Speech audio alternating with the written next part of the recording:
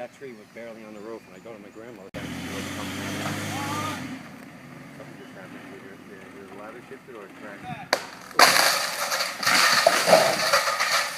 So he's lucky he wasn't standing where he was 2 minutes ago. Holy shit. Yay! We missed the house! And Matt. Well, he's lucky he moved. He was over there. It's right where he was. Really? That thing came down like a spear. We're on the